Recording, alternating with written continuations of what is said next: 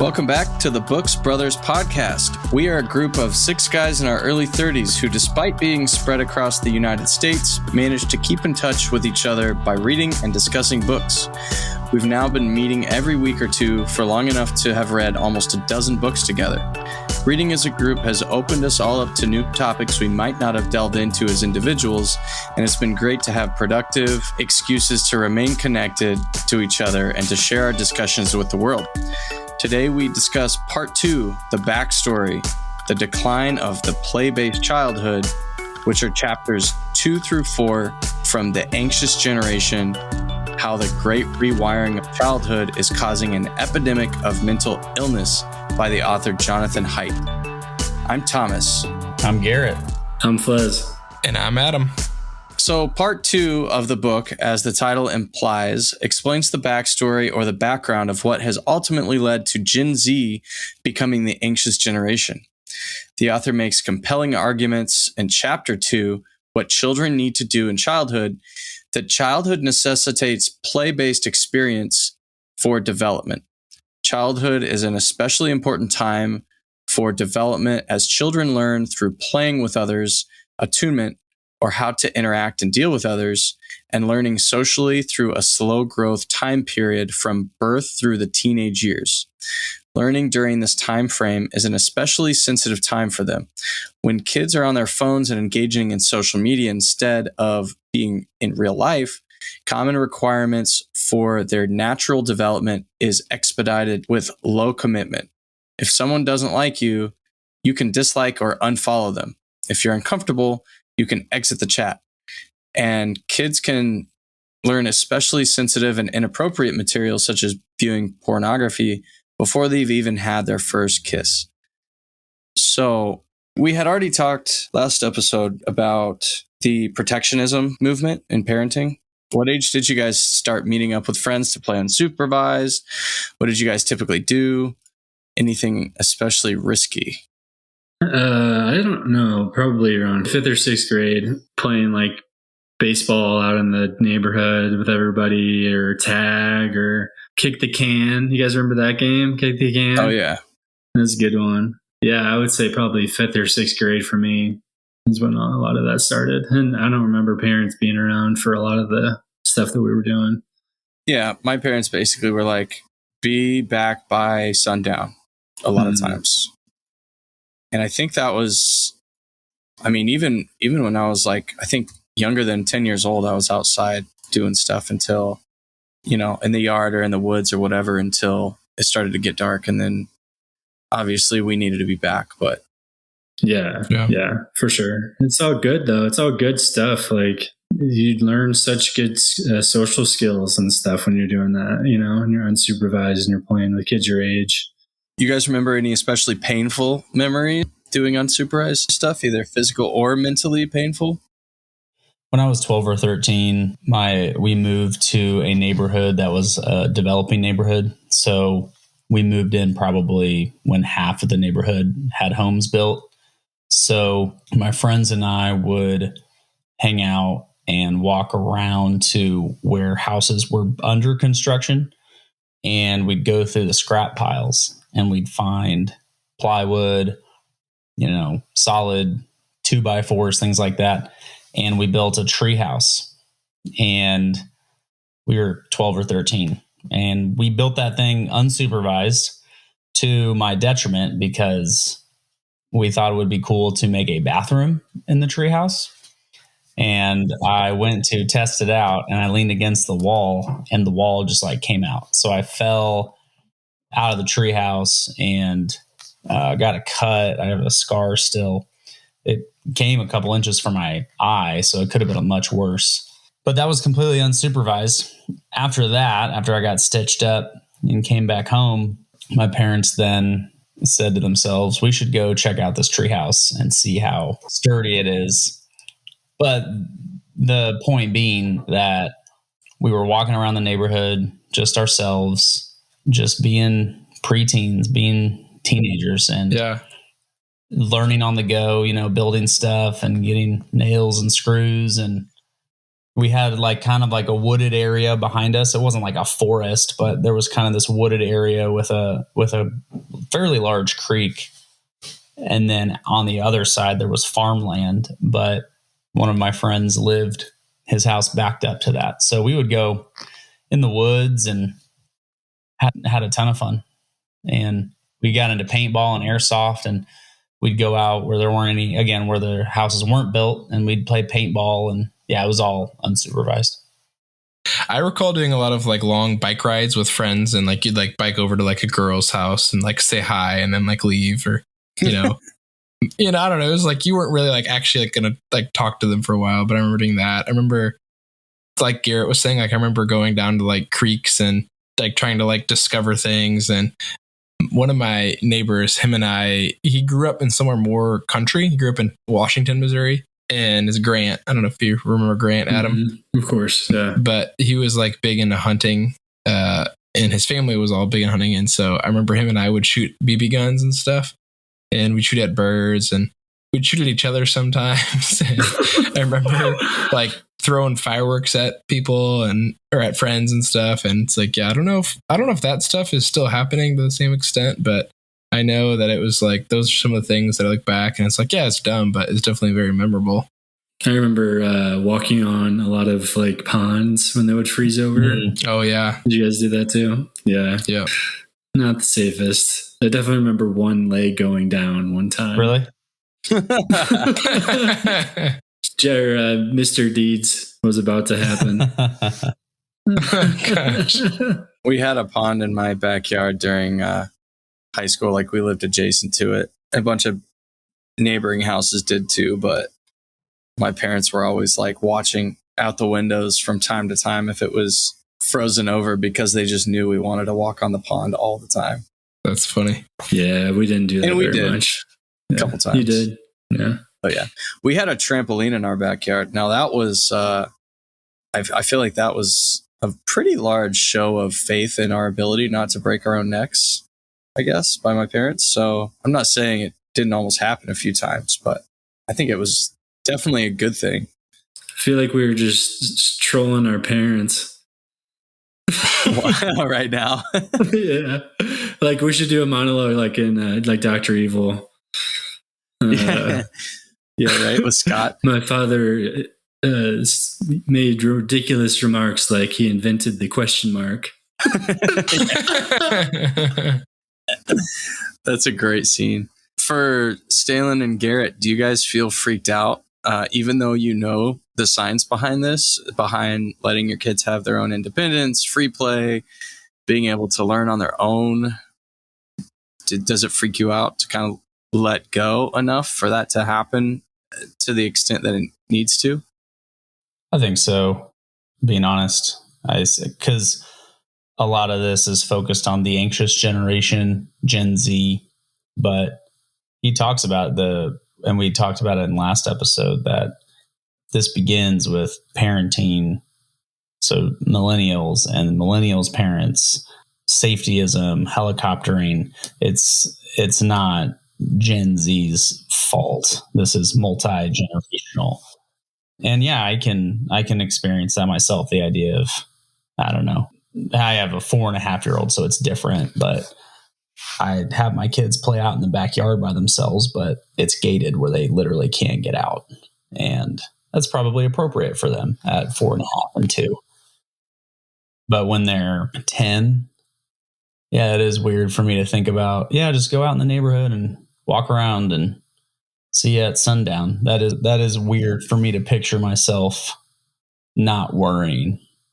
Oh, they probably got hit by a car. Or we have a pond by our house, and they may have played in the pond and drowned. And I think there's some family anxiety that I've been introduced to and that I experience, but it can definitely be, I think the protectionism and safetyism is from a good place of, well, we don't want the worst case. The worst case scenario is this is the last time we ever see them, even though that may not be rational or on a probability standpoint, very likely. The worst case scenario outweighs any benefits of free-based play or whatever the author is stating. So it's, well, let me just supervise because they can have fun and I can make sure they're okay. But as I'm learning, that may not always be the best thing. Age appropriate, of course. I don't think I should let my 4-year-old walk around in the neighborhood by himself. But we live in a neighborhood where it's a funny concept. What if there's like a gang of 4-year-olds just like walking around? There's a lot of 4-year-olds on little trikes. Just reminded me of Stewie from Family Guy. Exactly. That's funny. No, I think so. Similar to Garrett, my daughter's even younger. She's 1. And so with that, a lot of this feels very far off. A lot of the concepts and ideas of this book so far have been things that would say I had agreed with before, like really wanting to keep any kids that I would have away from social media and away from, really like wanting to build up independence, confidence, and resilience in kids that we have. The idea, though, of unsupervised play being a part of that is not really something that I feel like I would have thought about independently outside of like hearing it in this book. I think that feels a little bit different than a lot of the other concepts that have been coming up so far. I like the idea of it, but yeah, also it feels like in practice, it's like, are kids doing that? If your kid does it, like, who are they going to do that with? Like, are any kids doing that anymore? That's a good point. We were just in Colorado this past week, and my daughter has been walking for like 1 month, and reading this book really influenced my decisions and actions while we were there. I would say, we're out on trails or by creeks and that kind of thing. And I made a very conscious effort to not say, be careful, and to not like grab her whenever there's like slight danger. So, if she wants to try to walk in the water in the little creek, that's only like, a couple of inches deep, then that's fine. But also, being there still. But I think the idea of like building confidence starting at this age, and I know Garrett, you even talked about last week about how, it's the stuff that you do at a very young age that plays a role. And you hear so many parents, oh, be careful. And it's like, maybe that's something that I'm taking away from this already of like, I don't want to be overly cautious because it just develops fear. Yeah. Part of this kind of reminds me of the risk chapter in Psychology of Money, where basically you have to weigh the rewards and the risks, and oftentimes it's really the kind of like the fears that we have that make us stray away from anything that could actually provide like a pretty awesome benefit compared to what you're putting into it. So Garrett, you kind of mentioned like the kind of 10-year-old thing where, that's kind of far off. I wanted to mention that this chapter talked about sensitive periods for learning. Yeah. And I thought it was really interesting that he stated that the human brain grows to 90% of its full size by age 5. And then basically the rest of your childhood and early adulthood, your brain grows just another 10%. But all that time is spent just wiring and rewiring until you finally kind of got the right pathways wired that are based on kind of what happens and how you react and how you learn to think about things throughout your adolescence. And based on the studies, he mentioned that, for humans, there are critical development phases where kids are particularly receptive to learning, kind of like how a duckling will imprint on its mother or not if there's something else there. And for humans, it seems like the ages 9 to 15 contain a lot of important sensitive periods for cultural and language learning. But this is also kind of corresponding. These ages kind of like overlap with when most kids get introduced to the internet somehow. So I thought that was kind of interesting that he sort of made that comparison. And I guess, we all grew up running around outside at those ages. We weren't really on the internet hardly at all. And if it was awful. It was like, every web page is going to take a minute to load, and it's kind of boring. Like I'd rather go over to a friend's house and play a video game than do that. I think is kind of how I was at 9 to 15. I did not know before this book that learning a new language after 14 pretty much means that you're going to have an accent with that language. Yeah. So I thought that part was interesting. I didn't even realize that that's kind of what it was saying. That is interesting. Yeah, and he was talking about the idea of if you move somewhere before, like if you've moved away from somewhere to a different area in the country before that critical ages, you'll be wherever you move to, you'll associate with home. But if it's during those critical years, then you're going to associate like your new place as home, which I thought was interesting. I mean, I think that does tell us about something about how our identity gets formed in those periods. I think that there's certain things that I can relate to in my life that I feel like my identity was defined a lot in those years. And some of the maybe negative things that I told myself, I don't feel like I learned better from until I was 26, 27. And so I think that was something when I was reading this, I could relate to, of like, wow, I feel like there was maybe some misconceptions I had about myself that I held strong a lot through mid 20s. I think we're gonna need to bring a Gen Z on here at the end of this podcast. Seriously, I think that'd be a good idea to get their opinion, because like it says, like he makes claims that like Gen Z is learning their other language primarily online, and so then they're choosing emojis over face-to-face interactions. So like if a Gen Z person is listening to this and disagrees, I want to know, if they disagree with that or not. Like maybe bring on one of my nieces or nephew or something just to get an opinion. They're like, what? That's it's crazy. Not everybody. There was an intern on our team at work, and her dad read Psychology of Money, and I shared the podcast with her, and he listened to it, and we were talking about the current book we were on, and I started asking her, and she said, yeah, my parents didn't let me get a cell phone till pretty late in my teenage years. And she said she was never allowed to have social media. And when she became an adult and could make her own decision, she's like, at that point, I wasn't interested in it. So she's never had social media. So it's not like it's everybody. That's cool. Wow. But yeah, that's cool. Wow. And she was top notch. So I'm sure that there's no coincidence there either.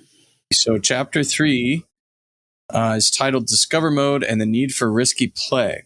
And it delves deeper into human beings' need to engage in discover mode, which is being motivated to seek risk and opportunity, and defend mode, which means you're motivated by survival instincts or anxiety or fear. And this is needed. Both of these are kind of needed to develop into healthy adults. The author explains how humans are anti-fragile, meaning that we increase in our capability to thrive as a result of stressors, shocks, mistakes, faults, attacks, and failures. He gives the example of our immune system, or tree roots, which grow strong only in response to strong winds, and this results in the tree having strong enough roots so that it doesn't fall over as it grows taller and heavier. However, parents are increasingly removing discover and defend mode from the children's lives. Helicopter parenting, safetyism, and growing stances in rich consulted cultivation, which is the belief that children's time must be filled with structured activities all the time, and the cultural breakdown of adult solidarity, where other responsible, well-meaning adults don't get involved in helping look after others' kids in a community. Trust erodes societally as a result, and this all contributes to a decline. So when phones and screens are put in front of kids as a so-called solution, sleep deprivation, attention fragmentation, and addiction all result.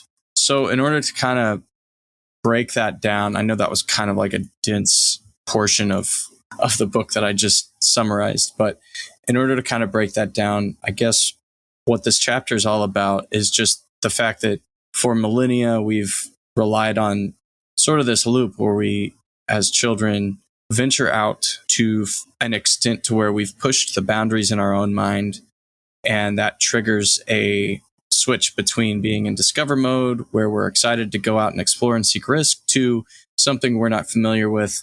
We get afraid or we have anxiety, and then we kind of like zoom back to our home base in order to make sure that we are safe.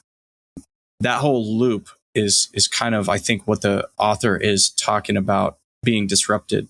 And I mean, you guys with kids can probably tell me a little bit more, but like what you think, but I believe that that's pretty accurate. I mean, it seems like from what I've seen, young kids or animals in general will always kind of push the boundaries until they're either stopped by their parents or they find something that's frightening or harmful, and then they'll scream and run back to safety. That continues to go on during these years in which we are, you know, in the sensitive period of rewiring our brains. What do you guys remember about growing up that now looking back seems like it was normal back then, but when you think about it, it's actually pretty unsafe? Like, do you guys remember the types of playground equipment you used to play on that now would just basically be illegal? Do you remember having a bunch of rules at recess? I mean, I remember playing Red Rover and dodgeball, and I remember when it was wintertime and we had to do gym class inside, we had those little scooter things that smashed everybody's fingers every time. I feel like we did a lot of stuff that was just kind of like supervised in a sense, but it was still inherently kind of dangerous. So are we just like a safetyism society now? I think that's kind of the point. Yeah. So safetyism, if you want to define that, it's basically the continual adult supervision that's required to ensure play is only allowed within certain boundaries to where it doesn't get risky, which at that point it kind of ceases to become play, because play kind of just by nature is supposed to not have a whole lot of rules. Yeah. Well, one of the things too that was discussed a lot in this chapter was the concept that kids are anti-fragile, which is basically being described, and he compared it to the tree, where trees need wind to grow roots properly. And kids are similar in that they sometimes need to get knocked down in order to become strong. And so I think that's where we see, I think some of the adversity that we might experience in the physical world and the truly emotional world is where we develop that strength. But, as we mentioned in like the prior chapter, in the digital world, in the virtual world, if you don't like something, if something hurts your feelings, you can leave. And you can leave a conversation. You can turn off your computer. But then there's also this kind of weird nuance where that whatever was said about you or that kind of thing, if it was on some social media platform, it's like forever existing. And so it's this weird combination where it, like, if it's in person, it hurts for the moment, but it helps you grow stronger. But if it's online, it's kind of always sitting there. That form of bullying is, as we, hear through this, but also, I think there's a lot of stuff that we've all seen and learned about that social media bullying seems to have some of the worst effects. And one of the things they talked about some in this chapter was just how the increase in psychiatric disorders has gone up with this population. And really that started around 2010, 2012. He's got a chart in the book that shows that, those numbers went from, of individuals with a psychiatric disorder, went from 5% to close to 15%, really in a 6-year window.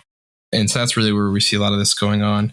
I think one thing that I also found really interesting in this chapter was, and you've already hit it on a little bit, Thomas, but the concept of lack of risky play in the physical world, but yet more dangerous play in the virtual world. Yeah. What did y'all think about that? And do you have any thoughts on that? Well, yeah, I think we need to give historical context as well to the reason why parents have started to become like this, and the term stranger danger. You remember him talking about how, stranger danger and all the pedophilia from the church. Yeah. And Boy Scouts and all kinds of horror stories. So, yeah. I mean, you can't really blame parents for becoming more paranoid when all these kind of stories are coming out. That's a good point. And so I think that historical context needs to be laid out before, just as like a balance of, okay, this is why it's like this. But I mean, he gives that quote though. That's, it's almost like shows how then what happens if we're kind of like not putting any restraints in the virtual world, where I think it was a 10-year-old who was quoted. She wrote an article. She wrote an essay in the Free Press. She was a 14-year-old, and she was talking about how at age 10 is when she was first exposed to watch pornography, or first exposed to pornography. And, she ends with saying, "Where was my mother? She was likely in the next room, making sure I was eating 9 differently colored fruits and vegetables on the daily." And so I think there you see, it's like, Adam, as you're saying, great intentions, but it just shows how the lack of the knowledge of the virtual world, Yep, like how harmful that can be as like a parent if you're just like letting your kid go on to the virtual world. Again, it's kind of like growing up without it, though. The parents have no context of how harmful that can be, really, as a kid, because they never experienced that. So, like, to them, as long as the kid's not playing out in the street and getting hit by cars, like, they feel like, oh, my kid's safer than if they're on the tablet in the next room. At least they're there. At least I can keep an eye on them, even if I really don't know what they're surfing on the web. So, I mean, both. I think both of you guys have really good points about that. I would just add, and I'm curious what you all think. I struggle with comments like that because I hear them a lot. We didn't know in the past, or this is the first generation. Parents didn't know when they gave their kids cell phones. I struggle with that because my parents did almost all of the things that this book and other books like would recommend. From the days of dial-up, my dad had a Covenant Eyes like internet blocker. I mean, naturally, I would find ways around it, but it blocked it blocked a lot. I mean, it really did. Like when I say I got around it, I would just say like PG-13, like very like PG-13 stuff, which for a teen or at my age, a young teen, it was a big deal. But they did that. And then I mentioned last week that they made me keep the phone in the kitchen. I didn't have a computer in my room. I didn't have a TV in my room. And I think I sometimes just struggle. They didn't have these books, quote unquote. They didn't have life before a cell phone, yet they took precautions. So are they an outlier or what? I don't know. It's hard for me to reconcile when I hear like people just didn't know. This is the first generation. It's like, but my parents, they were like, our son is a teenager. He's going to try to look at nudity if he gets a chance, and nudity is on the web. I'm assuming it was just like, they didn't need like 10 years of data and graphs to figure that out. But I don't know. Do you see my conundrum there with those statements? It's no excuse. You're totally right. Well, and maybe really what it is like a movement away from, it's like another form of risky play. It's another form of like rebellion, like disobedience. Because I think we can all like relate to the idea that in your teen years, in these definitive years, you have a desire to do things also that are just like what your parents don't want you to do. And so having connection to the internet is just like one other form to access that. But I think it's a good point, Garrett. I think that it is kind of it's a comical cop out, maybe. Do you think that's what it is? I'm not asking rhetorical questions. Like, I have a lot of respect for my parents. Again, I hated it when I was growing up, and now I'm planning to emulate it almost to a T. I think it's more complex than that, though, because today's technology is so much different. Today's culture that the kids are growing up in puts so much more pressure on them to be online all the time. So I think you have a great point in terms of not letting that be an excuse to let your kids run wild online. But I do think you have a much harder time dealing with modern pressures than your parents probably did back then, because like not everybody actually had a cell phone. It wasn't really normalized yet at our age, at the young age that we were back then. Maybe. Did that answer, Garrett? I don't know. I mean, it still sounds like an excuse when I say it. So I think that hits on what I was saying earlier, though, that this book isn't about Gen Z. Do you know what I'm saying? Yeah. When we give kids a phone, it is for selfish reasons. When your kid is like, I've done it. When your kid is screaming, if I just give him a phone, he'll shut up. Yeah. And then people won't look at me at this restaurant. And then, Well, what do you do? What do you do when you're bored? What do I do when I'm bored? Pick up your phone. Pick up your phone. Oh, okay. I get what you're saying. You do it to yourself. Yeah. Yeah. I mean, yeah. I get what you're saying. Yeah. And that goes back to what I was saying earlier is like these things are like passed down. It starts with the adults. So, yeah, I don't know if it's just like. That's a good point, Garrett.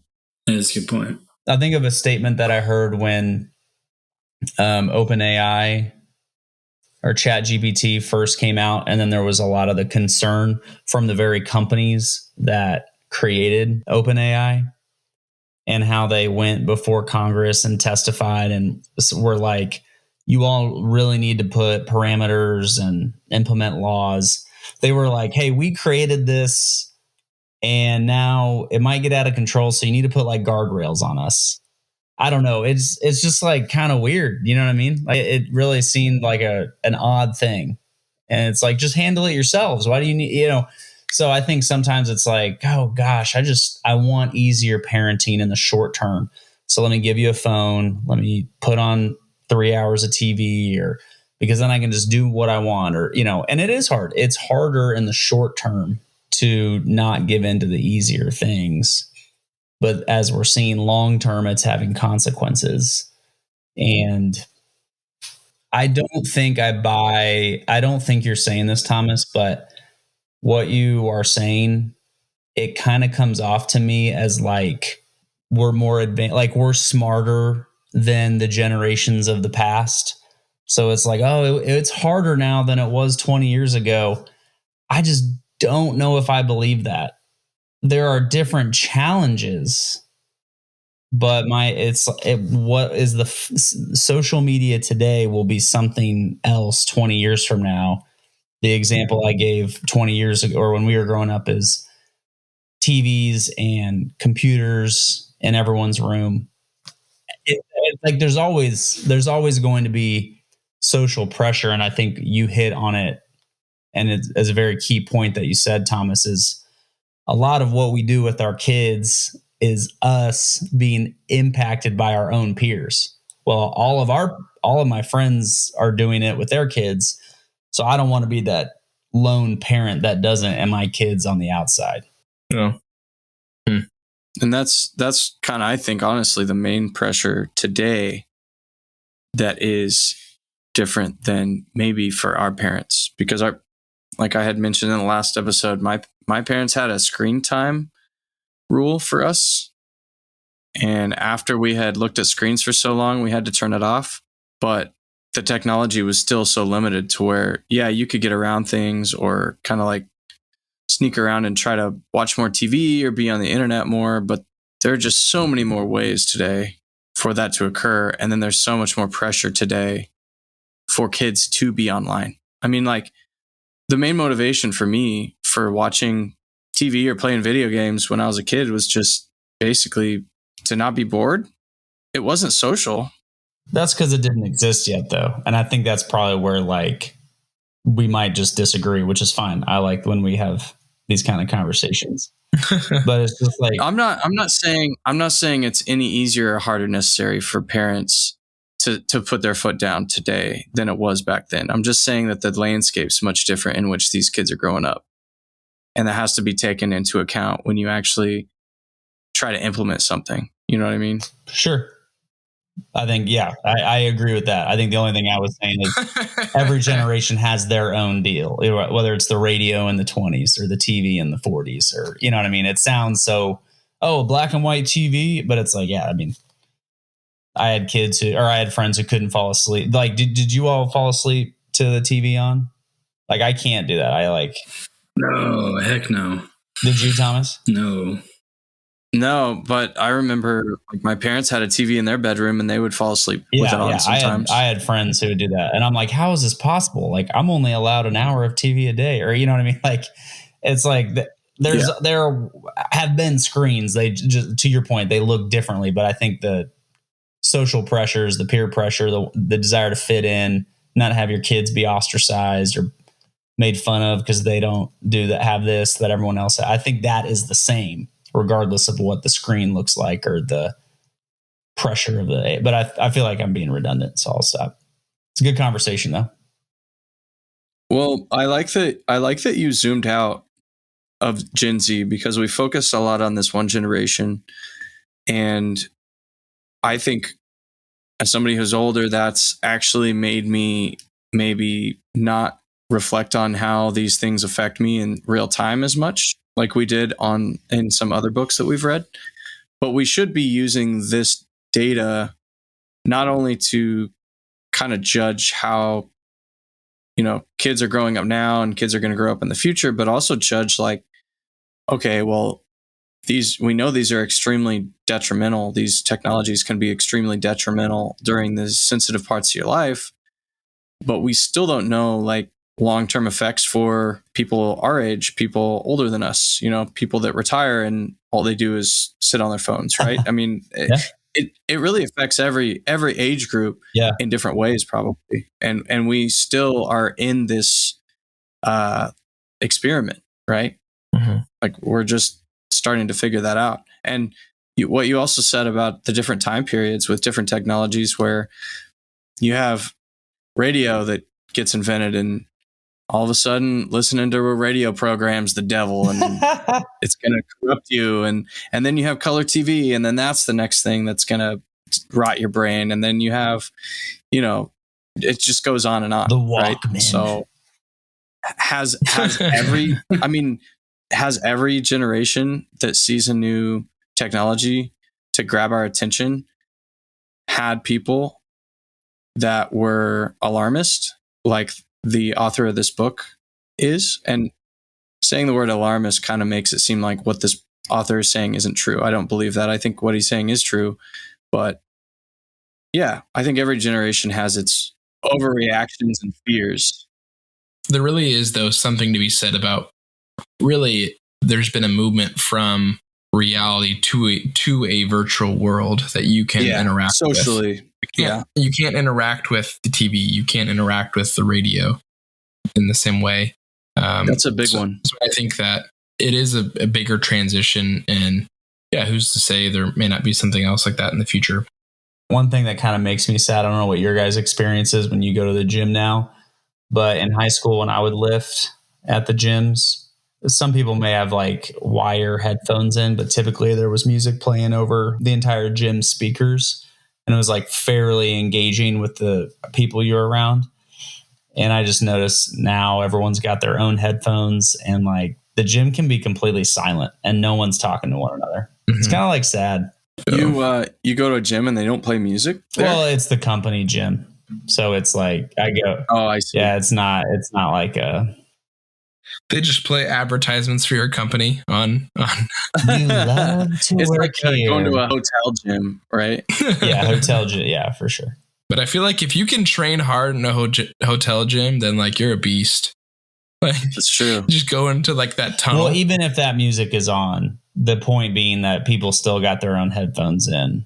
Yeah. And there's not much engagement, but who cares? I'm rambling.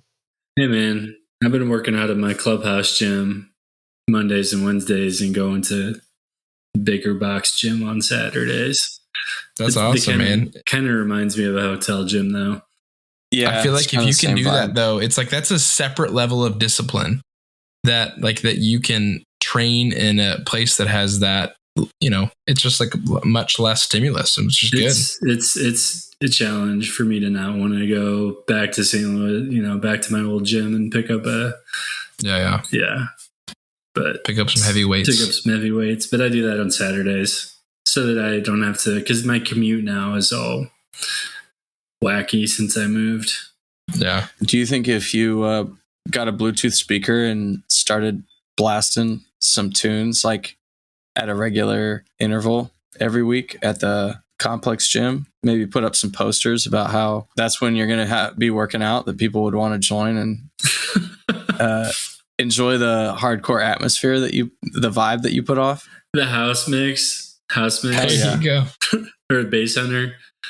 Yeah, there you go. Now you're gone. I think you might get some takers on that, man.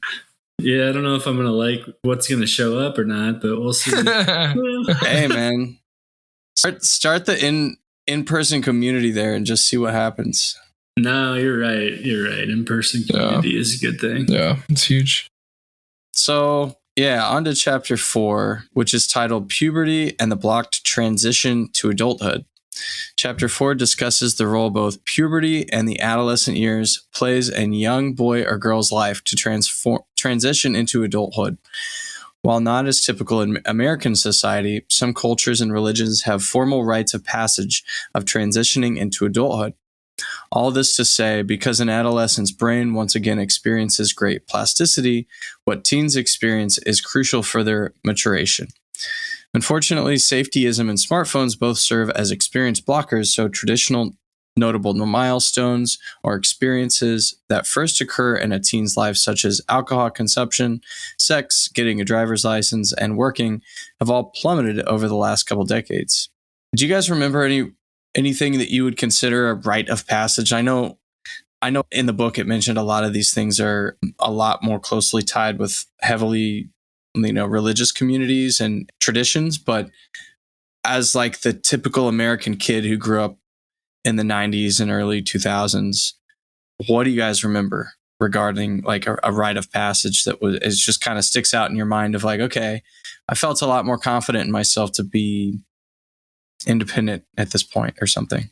For me, it was my driver's license.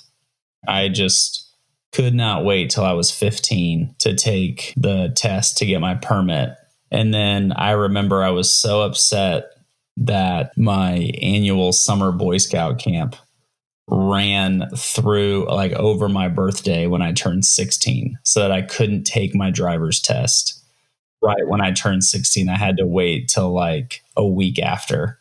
And it confounds me and blows my mind when I hear colleagues who have kids who are teens. Oh yeah, they have no interest in getting a driver's license. And to me, I was so excited. That was a huge, like, I am 16. I can like get in my own car. That was another part of it, working, saving up for a car and just getting out and driving. That was a huge one for me personally. And then he didn't really talk about it. I was old for my grade. Thomas, I know you were too, but I was 18 in high school. So 18 was a big year for me too. I remember going to buy a couple lottery tickets and I bought a couple cigars. I was like, I'm old enough to do this. So those were the two for me but it's not really a rite of passage, just being able to buy a lottery ticket, but it's a notable age that comes with new responsibilities, I guess, how to spend your money in new ways and legally. So I think a one actually is a confirmation. I don't know if you guys went through that, like a confirmation through church. I didn't. Yeah. It's a good, you guys into Brooke that. did in her Methodist church in junior high, but I was. Yeah. Maybe like a baptism would be one, maybe. Do you remember when you did that? I was sprinkled as a baby. Yeah, me too. Same. Yeah. I think the first thing that I think of was like the first time doing like an overnight trip with just friends. I remember going trout fishing with some of our friends. Adam, I don't think you were there, but we went trout fishing, and in typical, like, I think we were either juniors or seniors in high school, but in typical like dumb high school boy way, we didn't realize that it was set to rain the whole night, and we were going trout fishing and we were going to camp, and the stream that we were going to fish actually flooded, and we woke up at like 2 a.m. in the middle of the night and had to pack up all of our stuff and drive back home. But I think that was definitely one where it was, we had to drive like two hours away. And so I would probably either been 16 or 17 and set up a camp, bring all our food and that kind of thing. So I think that was a big one. And that's one I know that I would like to incorporate with my kids as kind of like these more independent things. I was thinking about, because in this chapter 2, he mentioned the idea of like initiation into a fraternity. And so obviously we're all in a fraternity. And it did make me reflect a little bit on what makes that unique and what makes that in sort of way, how does that help as a rite of passage? And some of the things that it made me realize were there's a component of like kind of mystery to it. There's something either physically or mentally hard that you have to do. And then you're doing it with a group of people that you all haven't done it, but the other people, there's people ahead of you or older than you that have done it. And I do think that it made me more thankful for having had some experience like that. I think that, as he mentions in the book, a lot of Greek life, fraternities, sororities maybe fall short on some of the initial ideas of creating an initiation as rite of passage. But I think it's a cool concept. I think that it made me, there's a book, I have not read the book, but I've heard the author do some interviews. His name is John Tyson. He wrote a book called The Intentional Father. And from when his boy was 13 years old through 18, he had a series of Eagle Scout, Boy Scout tasks. Each year he had to do certain things, check off certain boxes that were, physical, mental, emotional. And it ended with him having to do a couple week long backpacking trip on his own, where he had to figure out all of the transportation to get there and those kind of things. And that's cool. I mean, I think that what I was really struck on this is how those things build independence in a way that maybe we're losing sight of a little bit. He kind of gives an outline in this chapter of what it might look like to help someone move through stages. Because I think, as he mentions, kids will find their own way to essentially have rites of passage, and that may not be the safest. But I think if you have parental role models that are playing this role, I think can be a really cool and powerful thing to build connection, but also to build confidence with someone. And I look at that and I'm I wish I had more of that. I'm very thankful for my parenting that I had, but that's something that I want to incorporate. And it just seems like it would be a very powerful thing for kids of all ages, really. What about, what was your guys' first job? I thought of that too. I mowed lawns, but I remember getting my first W-2 job. It was at a coffee and gelato place. Nice. I mowed lawns too. And then I also worked at Target. My first job, cashier. I remember that. I remember that. Cashier, car boy. The khakis and red shirts. So hot that summer. Everyone was doing it. I mowed lawns too. And then I worked at the custard shop, Andy's, for my first W-2 job. There you go. Nice. Yeah, it was one of the first locations back in the day in Columbia. For me, I think getting a car was definitely one. I think becoming on being part of a high school sports team was one for me. Yeah. Because this chapter talked a lot about the differences of traditional rites of passage between different genders too. And I think for us guys, being part of something like a sports team, which is very physical, and you feeling like other guys your age are kind of depending on you to put in a lot of effort, a lot of focus, and take things seriously. For me, I think that was a big one. Once I was somewhat respected for the effort that I put in, or the outcomes that we had from a sports perspective, I felt a lot more confident in myself at that age than I had before. Were you more respected for the wrestling or the trombone? Well, I was most respected when I did them both at the same time. I'll just say exactly. that. Boom. Yeah. That's an awesome picture. One other one that I thought of as you were talking there, Thomas, was a girl that I dated in high school. She had said that before we could start dating, that I had to ask her dad if I could date her. And I feel like that was one that really felt like this big movement away from a kid or a teenager to being more of an adult. And Adam, I know you're laughing because you know what I'm thinking of. I'm sitting here kind of reflecting on it a little bit. And I remember I met him at a Panera. He said, let's go get coffee.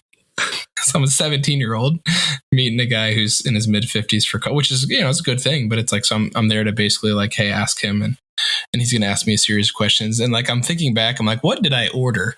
I probably ordered like some drink that had like whipped cream or something. You know, it's like probably like so funny and comical to look back on now of this, you know, father who I think it's a good thing. You know, it's a good thing that he desired that and his daughter wanted that. But that's something I think it was like, oh, I think that's can be another rite of passage. So what did he say? Yeah. Yes. Yeah. Something I was trying to look up when you were talking about the rite of passage with the fraternity, Stalin, and the benefits that can provide. Something tangible. I can't find the data point through a quick search on Google, but I am an Eagle Scout, and the national. Really? I didn't know that. Yeah. The national average. Oh, cool. Yeah. Garrett's a stud, man. Oh, yeah. You know it. The national average of people who start Scouts and become an Eagle, again, according to a quick Google search, is 6%, which is you and Chad. Pretty low. Right? Yeah, Chad is. There's multiple guys. Yeah. But the area in the Midwest, the summer camp, the same one where I missed getting my driver's license when I turned 16, had this. And again, this is going to sound very politically incorrect in our day and age. They had something called the Tribe of Mikasay, which was, it probably is some fairly strong cultural appropriation of Native American rituals and stuff like that. But it was like a membership that you could only join the tribe through literally years of attendance. And then after you've been in attendance to that summer camp for 3 or 4 years, you have to do some pretty hard things. This is outside. This is not to get your eagle. This is in addition. It's just a separate thing at this camp. So we had to fast for 24 hours. There's a 10-day camp. We had to do like a vow of silence for 24 hours. And we had to camp out under the stars in silence. So like you had a buddy, but you couldn't talk to him, and you just had a tarp and just had to make it work. And then there was this ceremony. Again, it's probably pretty cringeworthy if I think too much about it now, but for the sake of this story, I won't. And it was like pretty scary. And they would kind of haze you a little bit. Like, you're going to have to jump off the ledge, which was like this literally 200-foot drop into the lake where the camp was. And none of that happened. But when you were in, you got, this necklace, and you could build up through, if you went to camp 4 years, 5 years, 6 years, move up the ranks. And I can't find the data point, but from what I recall, the percentage of scouts who are in that tribe, that program, the percentage of those scouts who earn Eagle is significantly higher than the national average.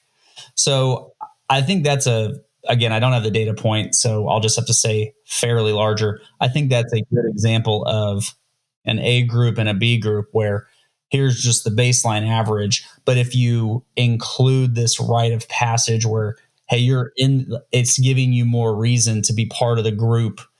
When a boy becomes a man or a girl becomes a woman, there's this definitive moment. There's more buy-in, there's more self-pride, and the percentage of achieving that Eagle and sticking through it because you're doing this other initiation alongside it is keeping you in the program longer. That takes me back to why these things are so meaningful, and kind of like a psychological or anthropological view of it.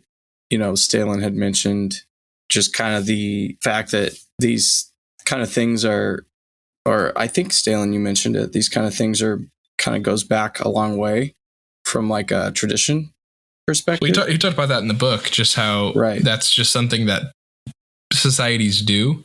And why, I guess my question is like, what itch are we trying to scratch as humans to where we've created these rituals and these phases he mentioned the phases of separation, liminality, which is, I guess, separating yourself from your childhood stuff you were interested in, and then reincorporation into kind of your new identity as more of an adult. And like, what is it about that is so necessary for us to succeed as a young adult, trying to transition into adulthood?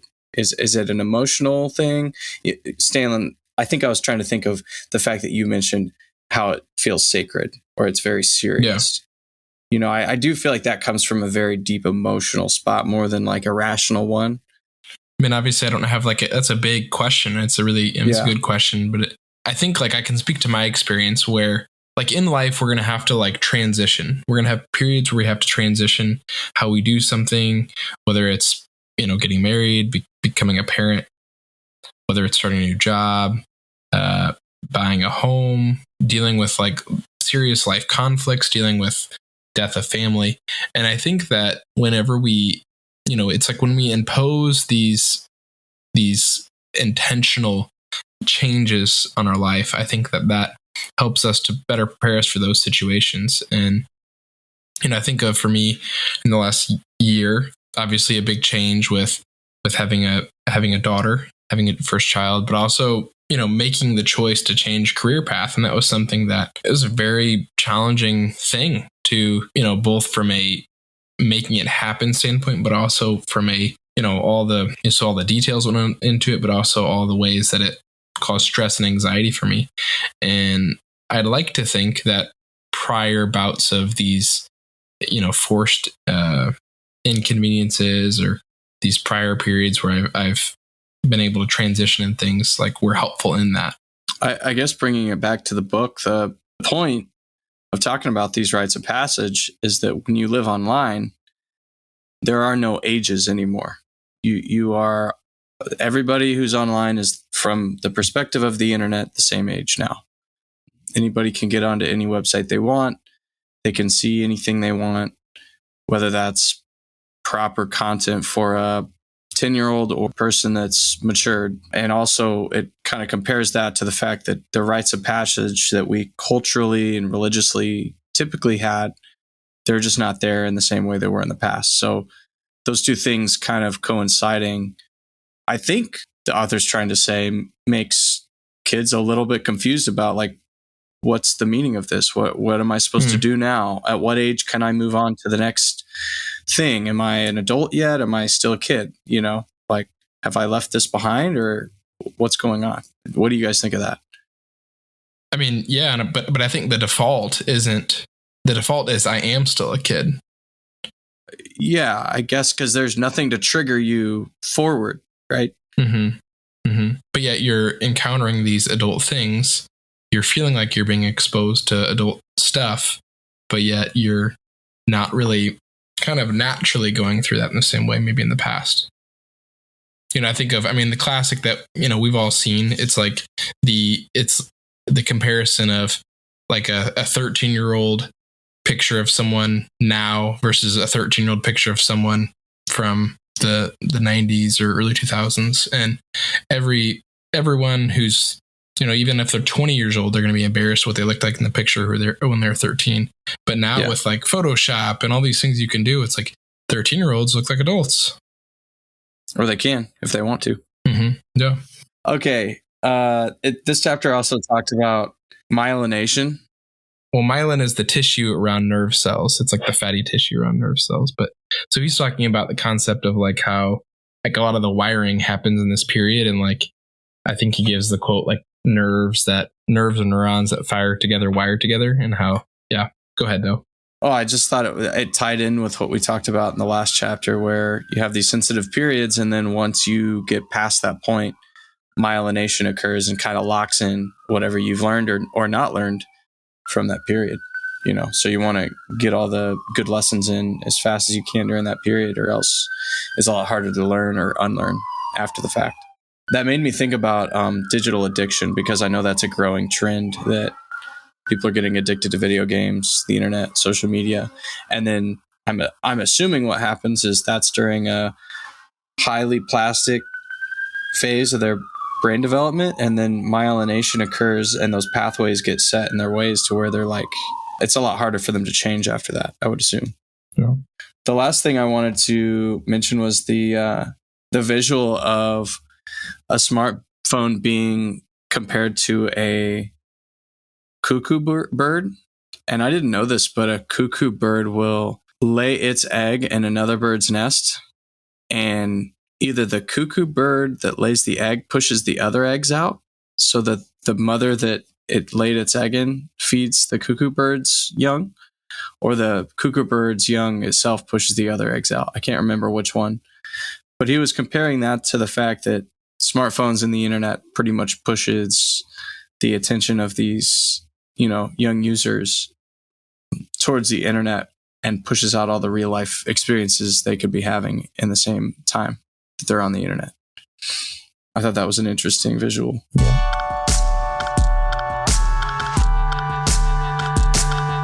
Thank you for listening to this week's episode of the Books Brothers podcast. Join us next time as we discuss part 3, chapters 5 through 8 from the book The Anxious Generation by Jonathan Haidt. If you haven't yet, get the book so you can follow along with us. If you've enjoyed listening or benefited from our conversation, please subscribe, give us a review, and share with a friend that you want to connect with. Lastly, we would love to hear your thoughts. You can reach us by email at connect@booksbrotherspodcast.com or on Instagram at booksbrotherspodcast. Until next time, read, reflect, and connect.